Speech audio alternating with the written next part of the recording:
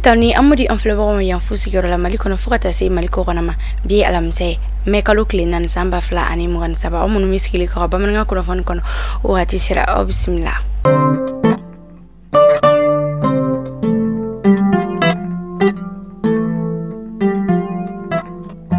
Kuna fandam ne lami anga gouvernement olu koni communiquer do bo communiquer min konana o yayi daga foko kuna fondo be ga boli bololo sanfelo la keren yala ko ministre de l'économie nui Alfousseni Sanui ninga ale jawta ga fara kuna foninka kuna fana mindo o betalike mi ka investissement ke chogo yala ki ga wari obugu ni ale yere to ko malheureuse trading misal la ko ni watan o investi ki be wabi kono to o de soro una nyogona chama o de ogum konana ministre Alfousseni Sanu ale kon bora ninga bela jele la donya ka ni kuna foni konin galontikia wa ko bela jeniki ikoloshi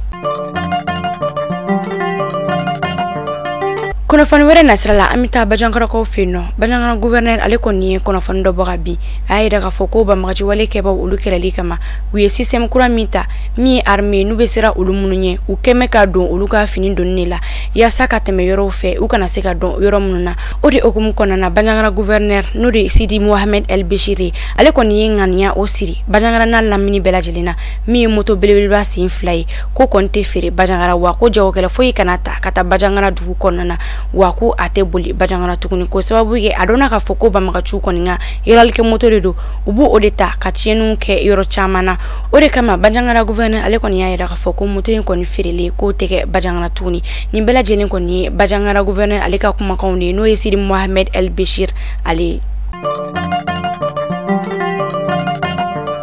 Amitu anga kuna foni kono alibi ayela ka foko aglina bana wode kera sababu kamelindo ale koni mogodo da ninga soroka kantike sajula ka ofino ode kelen ko fe kamelin koni minela ninga tane ponje laptal sobala o mi konnana ay wale ya chejugo were kayno kadaka musodo na letumika dumnindi achema ni ale yere chefene aglina bana wakatoy de ndale kere fe kamelin koni nana ninga de koni ninga soroka de ndale koni kantike wale chejugo ko fe kamelin koni bolila o yoro bela jirina nga anyini nun ko fe teke kondara kamelinka 10e arrondissement police la ko fe nul fene abla kuluba fintiki la ko uluka buluka